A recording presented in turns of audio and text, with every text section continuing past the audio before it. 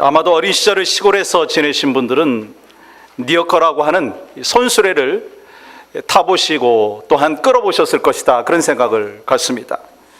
저는 충청도에서 자라났기 때문에 이 리어커를 사투리로 니아까 그렇게 했었습니다. 제가 어렸을 때 형이 끄는 리어커를 참 재미있게 올라탔던 적이 있었습니다. 지금 생각해보면 고급 세단에 부럽지 않은 참 행복한 시간이었었습니다. 왜냐하면 그 리어커를 타고서 그 형과 함께 재미있는 이야기도 나누고 또한 편안한 시간도 여유 있게 가질 수 있었기 때문입니다. 아시듯이 옛날에는 그 리어커가 이 집집마다 꽤 요긴한 운송수단이었습니다. 왜냐하면 그 리어커는 두 바퀴로 굴러가기 때문에 물건을 싣고 물건을 운반할 때 참 손쉽게 운반할 수가 있었습니다. 그런데 여러분, 그 리어커가 제 기능을 하기 위해서는요, 바퀴의 크기가 서로 같아야 됩니다. 그리고 밸런스가 맞아야 됩니다. 그렇지 않으면 한쪽 방향으로 쏠리게 되어 있습니다. 이 바퀴의 크기가 크든지 또 작든지 펑크가 나 있든지 하게 되면은요, 한쪽 방향으로 쏠리게 되어 있습니다. 원하는 방향으로 가지 못합니다. 엉뚱한 방향으로 가게 되어 있습니다. 여러분, 교회는요, 리어커의 바퀴와 같이 두 개의 구조로 되어 있습니다. 하나는 come structure, 또 하나는 go structure. 여러분 기억하시죠? 모이는 구조와 가는 구조, 모이는 교회, 흩어지는 교회로 교회가 되어 있다고 하는 것입니다. 우리는 할 수만 있으면 교회에 열심히 모여야 됩니다. 모여가지고 예배를 드려야 합니다. 예배하면서 말씀의 훈련을 받아야 됩니다. 어저께 같은 경우도 이 중보기도 팀이 모이고 또 새벽 기도로 모이고 또 루디아 선교회에서는 선교하는 그 목적을 갖고 김치를 만들기 위해서 모인 그 모습을 볼 수가 있었습니다. 주님은 가라고 말씀하시기 전에 먼저 오라라고 말씀하셨죠. 마태복음 11장 28절 뭐라고 말씀합니까? 수고하고 무거운 짐진 자들아 다 내게로 오라, 내게로 오라, 내가 너희를 쉬게 하겠다, 그렇게 말씀하셨습니다. 오라고 먼저 말씀하시는 것입니다. 주님 앞에 나와서 죄 사함도 받고 안식도 누려야 된다라고 하는 것을 우리에게 가르쳐주고 있죠. 그리고 와서 영적으로 무장해야 된다라고 하는 것을 분명히 우리 가슴 속에 새겨야 됩니다. 그런데요, 교회는요, 와서 머물러 있으면 되지 않습니다. 가야 됩니다. 흩어지는 구조가 교회 안에 있어야 됩니다. 가서 모든 사람들에게 소금의 역할을 하고 빛의 역할을 감당해야 된다고 하는 거예요. 그래서 사도행전 1장 8절에서 이렇게 말씀하시죠. 오직 성령이 너희에게 임하시면 너희가 권능을 받고 예루살렘과 온 유대와 사마리아와 땅끝까지 이르러 내 증인이 되리라. 여러분, 여기서 땅끝까지 이르러 내 증인이 되리라 라고 하는 것은요, 가라고 하는 것입니다. 세상을 향해서 가라고 하는 거예요. 우리끼리만 교회에 머물러 있지 말고 세상을 향해서 가라. 고인물은 썩는 것과 같이 그냥 모여만 있고 우물한 개구리로 살다가 보면 밖에 세상에 나아가서 소금의 역할, 빛의 역할을 감당하지 못한다라고 하는 것입니다. 그래서 우리는 가야 합니다. 여러분, 어디로 가시겠어요? 가정으로 가셔야 되고요, 일터로 가셔야 됩니다. 삶의 현장으로 복음을 들고 나가야 된다라고 하는 거예요. 나가서 하나님께서 우리에게 말씀하신 모든 족속으로 제자를 삼으라 라고 하는 그 명령에 순종해야 합니다. 이렇게 교회라고 하는 것은요, 오고 가야 합니다. 와서 말씀을 통해서 영적인 충만함을 받고 또 복음을 들고 세상으로 나가야 합니다. 그것이 바로 건강한 크리스찬의 모습이고 건강한 교회의 모습이다라고 하는 것입니다. 그렇게 함으로 여러분과 저는요, 주님 앞에 예배하면서 복음을 들고 세상으로 나아가서 하나님께서 원하시는 건강한 교회를 세우고 또한 하나님을 기쁘시게 하는 삶의 여정이 우리의 삶 가운데 풍성하게 있어야 될 줄 믿습니다. 사도 바울의 서신서에는요, 언제나 그랬듯이 오늘 골로새서의 마지막 부분인 오늘 본문에도 인사말을 하는 것을 보게 됩니다. 인사의 내용은요, 어떤 내용입니까? 초대교회 성도들 가운데 건강하게 교회를 세운 사람들에 대해서 리스트를 쭉 열거하고 있습니다. 이 사람들이 초대교회 때 건강한 신앙생활을 해서 교회를 건강하게 했는데 너희도 이렇게 해라 라고 하는 것을 우리에게 가르쳐주고 있습니다. 그러므로 말미암아 여러분과 저는요, 오늘 말씀을 통해서 우리가 건강한 크리스찬이 되고 건강한 교회를 세워야 되겠다라고 하는 결단과 각오가 있어야 될 줄 믿습니다. 우리가 어떻게 해서 어떻게 할 때 건강한 신앙생활을 할 수 있을까?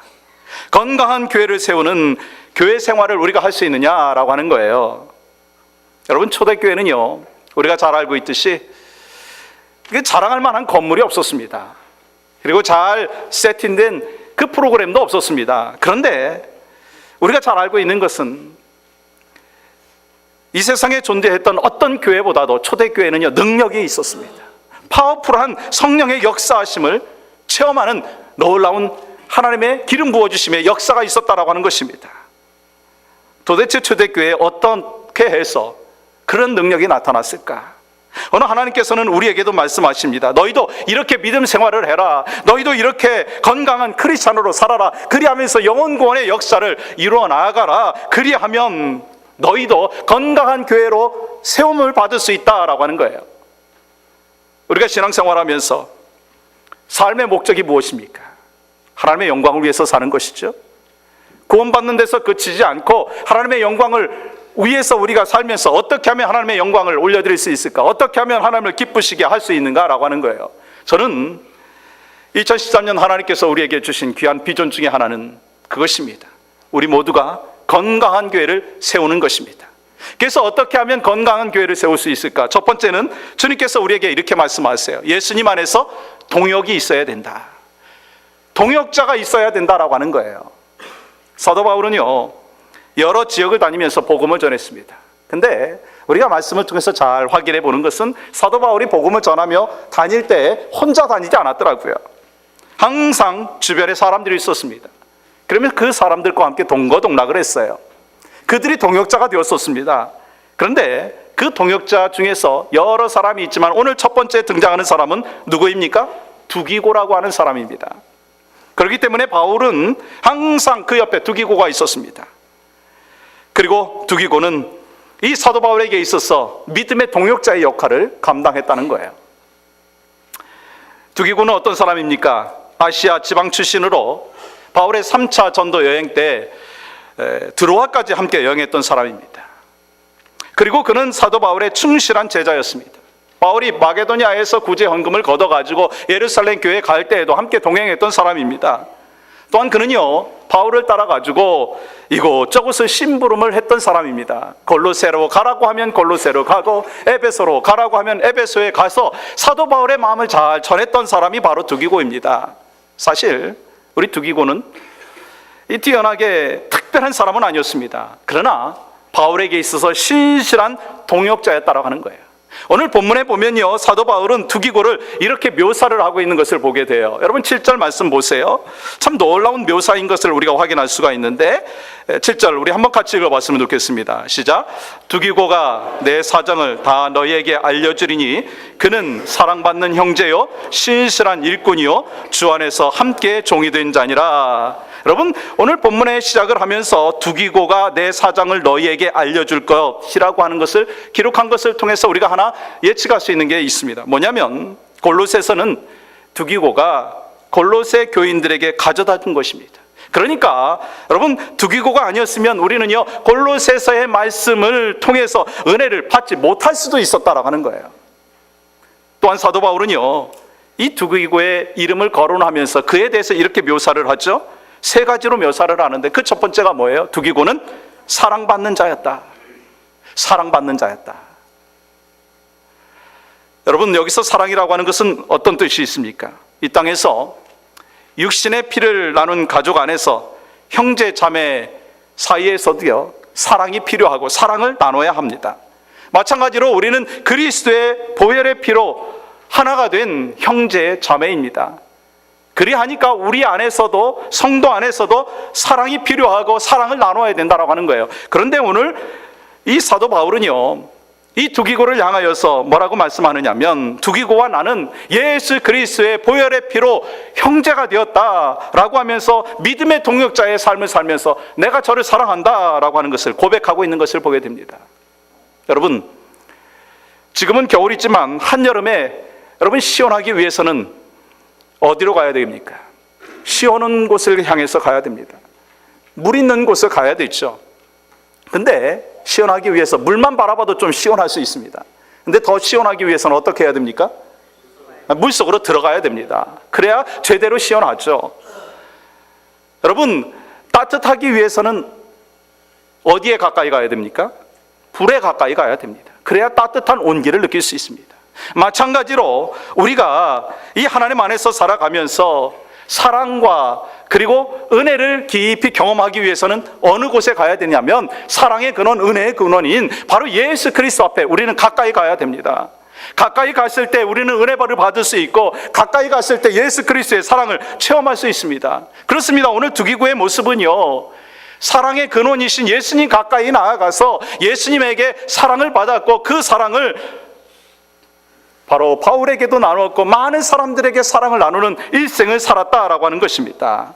사랑하는 성도 여러분, 여러분과 저도 이 땅 가운데 살아가면서 사랑받는 형제가 되기 위해서 주님 앞에 더 가까이 나아가는 여러분과 저의 삶이 되기를 주님의 이름으로 축복합니다. 또한 바울은요, 이 두기고를 향하여서 신실한 일꾼이다라고 하는 칭찬을 받았어요. 그렇게 칭찬했습니다. 그가 얼마나 신뢰가 있었고 또 성실하고 자기 일에 최선을 다했는지 이 두기고를 향하여서 신실한 일꾼이라고 했습니다. 이 두기고는요, 여러분이 아시듯이 목회자가 아니었습니다. 평신도였습니다. 근데 사도 바울의 훈련을 통해 가지고 예수님의 제자가 되었고 이 바울과 믿음의 동역자의 삶을 살게 되었습니다. 그리하면서 이 믿음의 동역자한테 이렇게 칭찬을 받습니다. 신실한 일꾼, faithful worker라고 하는 그 칭찬을 받습니다. 여러분, 성경에 보면 두기고에 대해서 그렇게 많이 기록하고 있지 않습니다. 이 5 가운데 나오고 있는데 그럼에도 불구하고 사도 바울이 그를 그렇게 묘사를 하면서 신실한 일꾼, 충성되이 하나님 앞에 헌신한 사람이다라고 하는 칭찬을 받았는데, 저는 우리 서로의 신앙의 관계 속에서도 여러분과 제가 동역자인데 우리 모두가 동역자의 삶을 살아야 되는데 그러한 관계 속에서도 서로가 이러한 칭찬이 있었으면 좋겠습니다. 신실한 일꾼, 신실한 일꾼. 그 신실한 일꾼이 바로 여러분의 삶이 되고 바로 저의 일생이 되기를 간절히 소망합니다. 또한 이 사도 바울은요, 두기고를 향하여 이렇게 칭찬을 하죠. 마지막으로 이렇게 표현합니다. 주 안에서 함께하는 주의 종. 여러분, 이것이 참 중요한데 구원받은 우리 모두는요, 주의 종으로 살아야 됩니다. 누가 주의 종이 되어야 되겠습니까? 여러분, 목회자만 주의 종이 아니고요, 예수 그리스도를 믿고 하나님의 백성이 된 모든 사람들은 주의 종이 되어야 된다라고 하는 거예요. 예수님의 제자로서의 삶을 살고 그리하면서 하나님께서 우리에게 맡겨주신 그 사명들을 이 땅 가운데 감당해야 된다라고 하는 것입니다. 그렇게 종으로서 사명을 감당했을 때 건강한 크리스찬으로 건강한 교회를 세우는 믿음의 제자가 될 뿐만 아니라 우리 함께 합력하여서 선을 이루는 동역자가 되는 줄 믿습니다. 바울과 두기고가 함께 동역을 했고 두기고는 다시 바울과 같이 주의 종의 역할을 감당을 했습니다. 바로 이러한 모습들이 여러분과 저의 삶 가운데 분명히 있어야 되는데 그것이 바로 두기고의 모습뿐만 아니라 초대교회 성도들의 모습뿐만 아니라 바로 여러분과 제가 신앙생활을 하면서 바로 믿음의 동역자인 삶으로 주 앞에 영광 올려드리는 축복이 있기를 간절히 소망합니다. 우리가 기쁨이 있으면 같이 나눌 때 그 기쁨은요 2배가 됩니다. 근데 슬픔이 있을 때 같이 또한 나누면 절반으로 줄어듭니다. 믿음의 동역자는요, 누가 힘들고 어려울 때 같이 멍에를 같이 매면서 같이 나아가는 것입니다. 어떤 사람이 힘들고 어려운 시기를 겪고 있다면 그를 위해서 더 많이 기도해야 되고 더 많이 감싸줘야 된다는 것입니다. 그것이 바로 동역자의 모습이다라고 하는 것입니다. 여러분, 왜 많은 사람들이 오랫동안 교회 생활을 했음에도 불구하고 기쁨이 없고 교회 생활을 하면서도 보람이 없는 줄 아십니까? 여러 가지 이유가 있겠지만 저는 그 중에 하나는요, 동역자가 되지 못했고 동역자를 찾지 못했기 때문이다 라고 하는 생각을 가져봅니다. 우리가 신앙생활을 하면서 그냥 노는 친구는 만들 수도 있습니다. 그냥 와가지고 대충 한 주간 동안 있었던 그런 이야기들은 할 수 있습니다. 그러나 진실로 주님 앞에 영광의 삶을 살아가면서 주님 앞에 나의 삶을 맡겨드리면서 내가 고민이 있고 아픔이 있을 때 그것을 나누고 위로해 줄 믿음의 동역자가 있다고 하면 우린 신앙생활을 하면서도요, 작은 상처가 있고 아픔이 있다 할지라도 극복하게 되는 줄 믿습니다. 우리에게는 동역자가 필요합니다. 그러면서 우리의 삶 가운데 참된 예배자의 삶의 모습이 있어야 됩니다. 특별히 동역자의 삶을 살아가면 우리 마음 가운데는요, 영혼에 대한 소중함이 있어야 됩니다. 근데 동역자의 마음을 갖지 못하고 이 땅 가운데 살아가는 삶은요, 냉랭합니다. 영혼에 대하여 생각하지 못합니다. 오랫동안 신앙생활을 했어도 영혼의 그 구원의 역사를 위해서 눈물 한번 흘려보지 못하고 기도하지 못하고 그 영혼이 구원받았는지 구원받지 않았는지에 대하여 관심조차 없다고 한다면 바로 신앙생활하는 그 즐거움과 기쁨을 우리는 쉽게 놓쳐버릴 수밖에 없다라고 하는 것입니다. 우리의 가정 안에서 우리는 아내를 바라보게 됩니다. 남편을 바라봅니다. 여러분, 자녀를 바라보죠. 교회 안에서 성도들을 바라봅니다. 먼저 그들을 바라보면서 우리는 어떤 마음 가져야 되겠습니까? 그냥 남편으로, 아내로 바라보지 마십시오. 먼저 그리스도 안에 있는 사람들은요, 한 사람 한 사람을 바라보면서 영혼으로 바라봐야 될 줄 믿습니다. 저 사람이 구원받았는지 구원받지 않았는지, 저 사람이 지금 얼마나 힘든 시기를 보내고 있는지, 가슴 아픈 그 현실을 경험하고 있는지를 먼저 바라보면서 그 영혼을 위해서 기도하고 감싸주면서 부족한 것이 있다 할지라도 서로 덮어주면서 서로 사랑하면서 주님의 마음을 갖고 그리스도의 심장으로 그를 바라봤을 때 먼저 아내가 보이고 남편이 보이는 게 아니라, 그냥 성도가 보이는 게 아니라 영혼이 보이는 거예요. 영혼이 보여지면 우리는요, 주님의 마음을 닮을 수 있고, 주님의 마음을 닮으면 그 영혼을 품고 더 위에서 기도하고 저 영혼이 구원받을 수 있도록, 저 영혼이 주 안에서 승리하는 하나님 안에서의 삶을 살 수 있도록 우리는 기도하는 삶의 모습으로 나아갈 줄 믿습니다. 바로 그것이 참된 크리스찬의 삶의 모습이다라고 하는 것입니다. 우리의 삶 가운데, 혹시 여러분의 삶 가운데 신앙생활하면서 기쁨이 없는 분 계십니까? 신앙생활하면서 만족이 없는 분 계십니까? 그 이유 중에 하나는요, 올바른 동역자를 찾지 못했다는 것입니다. 올바른 동역자가 바로 내가 되지 못했다라고 하는 것입니다. 사랑하는 성도 여러분, 우리는 하나님께서 허락해 주신 신앙생활, 교회 생활을 하면서 믿음의 동역자를 찾아야 되고 믿음의 동역자가 되어야 됩니다. 그럼을 통하여서 우리가 주 앞에 영광 돌리는 그 삶의 모습이 바로 주님 앞에 기쁨과 감사의 삶으로 삶을 올려드려야 될 줄 믿습니다. 사랑하는 성도 여러분, 하나님께서 우리를 영락 공동체로, 영락교회 공동체의 멤버로 인도하여 주신 분명한 이유가 있습니다. 여러분, 왜라고 생각하십니까? 왜 여러분을 이 공동체 안에 불러 모아주셨고 이 자리에 나와서 예배하고 있느냐라고 하는 거예요. 주님께서 우리를 향하신 기대하심은 아름다운 동역이 있기를 간절히 소망하고 있다는 거예요. 동역의 역사를 체험하면서 목회자와 목회자가 서로 동역하고, 목회자와 성도와 동역하고, 성도와 성도가 함께 동역했을 때, 그때 하나님께서 주시는 영적인 파워, 영적인 시너지 효과가 나타나서 더 많은 하나님의 사역을 감당하고 지치고 낙심될 때에도 하나님이 주시는 소망을 갖고 사역할 수 있는 거예요. 그러면서 혹시 여러분들 가운데 사역을 하면서 지치고 힘든 그 순간이 있다면 빨리 동역자를 찾아가서 그의 기도를 받고 그의 위로를 받고 그 동역자를 통해서 하나님께서 말씀하시는 것을 꼭 귀담아 듣고 새기고, 또한 여러분이 동역자가 되어서 지치고 낙심되어 있는 영혼에게 찾아가서 아름다운 함께하는 동역의 역사가 우리 공동체 안에 있어야 될 줄 믿습니다.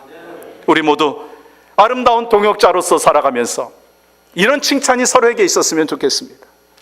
우리 모두가 이러한 칭찬이 서로에게 나누어졌으면 참 좋겠습니다. 사랑받은 형제여, 사랑하는 형제여, 주 안에서 일꾼된 형제여, 주 안에서 일꾼된 자매여, 그리고 우리가 그리스도 안에 있는 함께 종된 자인 것을 함께 서로 확인하며 축복과 은혜의 삶을 같이 나눌 때 아름다운 동역의 역사가 나타나는 줄 믿습니다. 또 한 가지 우리가 살펴볼 것은요, 우리는 예수님 안에서 이 건강한 교회를 세우기 위해서는 변화와 성숙이 있어야 합니다. 저를 따라해 보겠어요? 변화와 성숙이 있어야 합니다. 이 바울은요, 골로새 성도들을 향해서 마지막으로 인사를 하면서 이 세 사람을 소개를 하는데, 이 세 사람의 공동적인 특징을 여러분들은 발견하실 것입니다. 어떤 특징이 있었습니까? 그들은요, 예수 안에서 변화되었습니다. 예수 안에서 성숙해졌습니다.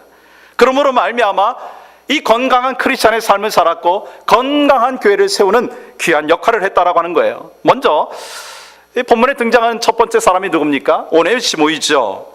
오네시모는 어떤 사람입니까? 원래 빌레몬의 종이었습니다. 그런데 어떤 잘못을 했는지 정확히는 알 수 없지만, 이 잘못을 해서, 주인에게 잘못을 해서 이제 도망을 갔습니다. 도망을 갔는데 그곳이 바로 로마였습니다. 로마에 가서 이 도둑인 것이 밝혀지고, 그래서 감옥에 갔는데 해픈 투비 감옥에 가보니까 사도 바울이 있었고, 사도 바울을 통해서 예수 그리스도를 영접하게 되었습니다. 그래서 회개하고 이제 크리스찬의 삶을 살게 되었습니다. 그 다음에 사도 바울은요, 오네시모를 통해서 골로새 교회의 신자이자 그의 주인인 빌레몬에게 편지를 써서 보냅니다. 그러면서 그 사도 바울이 오네시모의 손에 편지 한 장을 써서 보내는데, 그 편지의 내용이 어떤 내용이죠? 성경 66권 중에 하나인 빌레몬서입니다.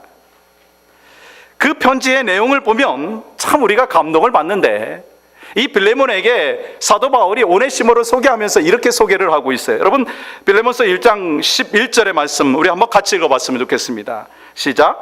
그가 전에는 내게 무익하였으나 이제는 나와 내게 유익함으로. 여러분, 과거의 오네시모는요, 빌레몬에게 어떠한 존재였어요? 무익한 존재였다. 그러나 지금은 이제는 나 바울과 빌레몬 너에게 유익한 존재가 되었다라고 합니다. 그러면서 또한 이렇게 부탁을 해요. 여러분 16절 말씀 보세요. 이렇게 말씀하시죠. 이후로는 종과 같이 대하지 아니하고 종 이상으로 곧 사랑받는 형제로 둘 자라. 이제는 이 오네시모를 향하여 종으로 대우하지 말고 형제로 대우해라 라고 하는 것을 부탁하고 있습니다. 그리고 오늘 본문에서 사도 바울은 오네시모를 이렇게 묘사하죠. 9절입니다. 신실하고 사랑을 받는 형제 오네시모. 신실하고 사랑을 받는 형제 오네시모. 여기서 중요한 것은요, 신실하고 사랑을 받는 존재가 되었다는 거예요. 그 과거는, 이 오네시모의 과거는요, 이 주인에게 잘못을 해가지고 도망갔던 사람입니다. 그래서 감옥에 갔던 사람입니다. 그러나 지금은 어떤 사람이에요? 사도 바울과 모든 사람들에게 사랑을 받는 신실한 형제다라고 하는 칭찬을 받고 있습니다. 여러분, 이것은요, 세상의 어떤 것으로 변한 것이 아니라 예수 안에서 변하는 축복과 은혜인 줄 믿습니다. 예수 안에 있을 때 변화가 있고, 예수 안에 있을 때 바로 성숙의 모습이 나타났던 것을 우리는 오늘 말씀을 통해서 확인할 수가 있습니다. 또한 두 번째로 등장하는 사람이 누구예요? 마가입니다. 마가는요, 사도 바울이 1차 전도여행을 할 때 이 바나바와 바울이 함께 갔는데, 이 바나바가 조카인 마가를 데리고 왔습니다. 그런데 중간에 그 선교여행 중에 마가가 선교여행을 포기합니다. 말하자면 이런 걸 거예요. 열흘간의 이 선교여행을 가겠다고 작정을 하고 떠났습니다. 그런데 한 3, 4일 지나다가 보니까 이 마가가 너무너무 선교여행이 힘든 거예요. 그래서 난 그만두겠다라고 한 거예요. 이런 마가의 나약함으로 인해서 이 바울과 바나바가 다투게 되는 원인 중에 하나가 된 것을 우리는 알고 있습니다. 근데 여러분, 오늘 골로새서 마지막 인사말을 하면서 사도 바울은 마가에 대해서 참 놀라운 말씀을 하고 있어요. 여러분 10절 말씀 보세요. 나와 함께 갇힌 아리스다고와 바나바의 생질 마가와. 여러분, 지금 마가가 어디 있어요? 지금 감옥에 있는 거예요. 사도 바울과 같이 지금 감옥에 있다는 거예요. 여러분, 마가가 전에는 어떤 사람이었습니까? 전에는요, 선교여행을 하다가 힘들어가지고 포기했던 사람이에요. 어떻게 보면 책임감이 제대로 없었던 사람입니다. 이 온실안의 화초와 같은 사람이었습니다. 연약한 사람이었습니다. 그러나 지금은 복음을 전하다가 감옥의 사도 바울과 같이 갇혀있는 존재가 되어버렸습니다. 이러한 변화와 성숙은요, 세상의 학문으로, 세상의 지식으로 바뀔 수가 없습니다. 바로 이러한 변화와 성숙은요, 예수 그리스도 안에서 나타나는 줄 믿습니다. 우리도 예수 그리스도 안에서 있을 때 변화가 있어야 되고 성숙이 있어야 되는 거예요. 마지막으로 또한 변화와 성숙을 경험한 사람 누굽니까? 유스도를 보겠습니다. 11절 보세요. 한번 같이 읽어보겠습니다. 시작. 유스도라 하는 예수도 너희에게 문안하느니라. 그들은 할레파이나 이들만은 하나님의 나라를 위하여 함께 역사하는 자들이니 이런 사람들이 나의 위로가 되었느니라. 여러분, 이 할레당이 누굽니까? 그들은 반드시 율법을 지켜야 된다라고 이야기하면서 할례를 받아야 된다 주장했던 사람들입니다. 유대인들 가운데 사도 바울을 가장 많이 괴롭혔던 사람 중에 한 그룹은요, 할례파였습니다. 그들은 사도 바울을 가장 많이 괴롭혔습니다. 그러나 그 할례파 중에서 유소라고 하는 사람은요, 유소라고 하는 예수는요, 이 바울을 핍박하고 율법을 고집하던 자리에서 벗어났습니다. 그래서 사도 바울을 도울 뿐만 아니라 복음을 위해서 같이 고난에 동참하고 있습니다. 이런 변화와 성숙을 이룬 사람이 건강한 크리스찬이고 건강한 교회를 세우는 사람이다라고 하는 거예요. 이런 사람들이 많아야 교회는 건강하게 되는 것입니다. 저는 오늘 말씀을 한 주간 동안 묵상하면서 우리 교회가 이런 사람들이 좀 많았으면 좋겠습니다. 변화된 사람들, 성숙한 성도가 많아서 우리 교회가 건강한 교회로 주님 앞에 영광 올려드리기를 간절히 소망합니다. 여러분, 교회는요, 완벽한 사람들이 모인 곳이 아닙니다. 그렇기 때문에 우리는요, 우리 교회에 문제가 전혀 없다, 그렇게 이야기할 수가 없습니다. 우리는 죄인이기 때문에 문제가 있고 문제 있는 사람들이 모였기 때문에 교회는 문제가 있을 수 있습니다. 그러나 중요한 것이 있습니다. 교회 공동체 안에서 부족한 것을 인정하고 변화와 성숙의 역사가 계속적으로 나타나야 된다라고 하는 것입니다. 여러분, 한번 질문해 볼까요? 여러분의 삶 가운데 얼마만한 그 변화가 있습니까? 하나님께서 여러분을 구원받은 백성으로 만들어주셨는데 어떠한 변화가 있었느냐라고 하는 것입니다. 예수님께서 공생애를 시작하시면서 첫 번째 이적을 행하신 기적을 여러분 아시죠? 뭡니까? 이 가나에서 혼인잔치에서 물을 포도주로 바꾸신 거예요. 근데 여러분, 왜 예수님께서는 첫 번째 이적에서 물을 포도주로 바꾸셨을까요? 아니, 오병 이외의 기적도 행하실 수 있고, 그리고 또한 안진뱅이를 일으키는 그 질병의 그 기적의 그 치유의 역사를 행하실 수도 있었고, 죽은 자를 살릴 수 있는 능력도 있으셨는데 왜 하필이면 첫 번째 이적에서 물을 포도주로 바꾸셨느냐는 거예요. 여러 가지 이유가 있겠지만 그 중에 하나는요, 예수님의 사역의 핵심이 변화라고 하는 것입니다. 예수님께서 당신을 통해서 원하시는 것이 있다면 변화라고 하는 것입니다. 여러분의 삶 가운데 주님을 믿고 주님 안에서 산다고 결단하였는데 아직도 변화되지 못하고 성숙되지 못하는 그 과정이 여러분의 삶 가운데 있다면 주님 안에서 여러분의 삶이 온전한 변화의 역사와 성숙의 역사가 나타나기를 간절히 소망합니다. 주님께서는 물로 포도주로 만드셨듯이 우리의 연약하고 우리의 잘못된 부분들을 변화시키셔서 건강한 하나님의 백성, 믿음의 자녀로 살기를 원하시는 하나님의 뜻이 우리 가운데 있는 것을 분명히 깨달아야 된다는 것이죠. 여러분, 우리의 과거는 그렇게 중요하지 않습니다. 과거가 중요하지 않은 이유를 여러분한테 말씀드립니다. 여러분, 사도 바울의 과거는 어땠습니까? 예수 그리스도를 믿는 자들을 핍박했습니다. 예수 그리스도를 핍박하는 사람이었습니다. 그러나 예수 그리스도를 만나고 난 뒤에는 그의 삶은 완전히 180도 변했습니다. 어떻게 변했어요? 예수 그리스도를 핍박하던 자가 이제는 예수 그리스도를 전하는 자로 변화되었습니다. 성숙되었습니다. 그래서 복음 전도자로 사명을 감당하는 놀라운 은혜를 경험하게 되었습니다. 사랑하는 성도 여러분, 예수 믿고 나서 어떤 변화가 있으십니까? 여러분의 입속에서 나오는 그 언어들이 과거보다 더 은혜로워지셨습니까? 감사한 일입니다. 바로 여러분들이 신앙생활을 열심히 하다가 보니까, 예수 안에서 살다가 보니까 여러분의 가정이 놀랍게 기쁨이 넘치고 영적인 성숙이 있습니까? 감사한 일입니다. 바로 여러분들이 직장 생활을 하면서 영혼 구원의 역사를 위해서 눈물 뿌리며 기도하고 간절히 소망했더니 여러분을 통해서 구원받는 영혼이 늘어났습니까? 축복입니다. 우리는 이 땅 가운데 살아가면서 믿음의 동역자로 살아가고 거룩한 하나님의 백성으로 살아가면서 나를 통해서 우리의 삶의 지경이 넓혀지고 나를 통해서 구원받는 역사가 나타나는 아름다운 삶의 모습이 있어야 됩니다. 만약에 우리가 예수 안에서 변화되지 못하고 성숙되지 못하면요, 우리는 그냥 신앙생활이 아니라 종교생활에 머물러 있는 사람인지를 확인해 봐야 합니다.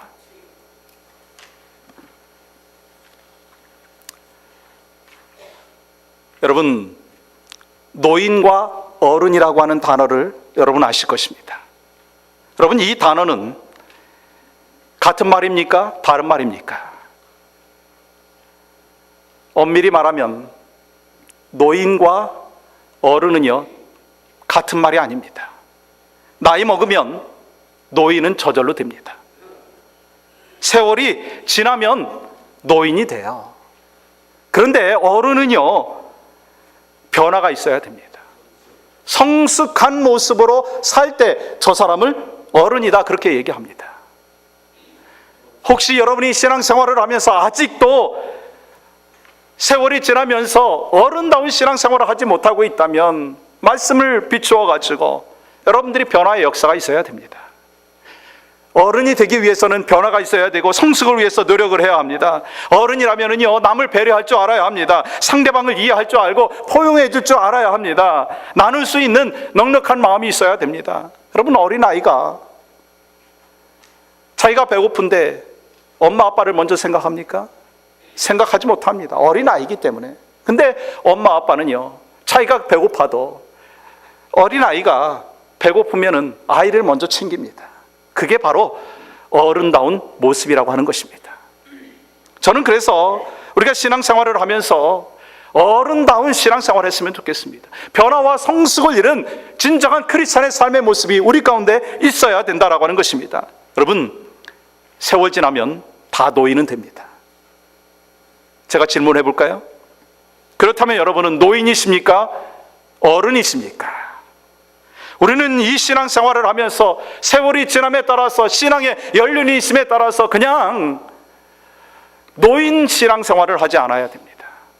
변화와 성숙의 모습으로 어른다운 신앙생활의 모습이 있어야 됩니다. 그래서 저는 간절히 소망하는 것이 있어요. 여러분 잘 들으세요. 우리 교회는요, 노인이 많은 교회가 되지 않아야 합니다. 우리 교회는요, 반드시 어른이 많은 교회가 되어야 될 줄 믿습니다. 그것이 바로 우리가 이 생을 살면서 목표로 삼아야 된다라고 하는 거예요. 저를 따라해 보겠습니다. 노인 신앙을 버리자. 어른 신앙으로 살자. 언제나 우리가 어린아이와 같이 살 수는 없지 않습니까? 예수 믿고 구원받은 하나님의 백성으로 수십 년 동안 믿음 생활을 했는데 변화된 것이 없다고요? 나는 원래 이런 성품을 갖고 있다, 그렇게 얘기한다고요? 아직도 어린 신앙의 생활을 하고 있습니다. 목회자든지 성도든지 평신도든지 누구든지 예수 그리스도 안에 있으면 과거의 것을 버리고 이제 새로운 변화와 성숙의 역사가 여러분과 저의 삶 가운데 있어야 될 줄 믿습니다. 교회는요, 건물이 아닙니다. 교회는요, 구원받은 사람들의 모임입니다.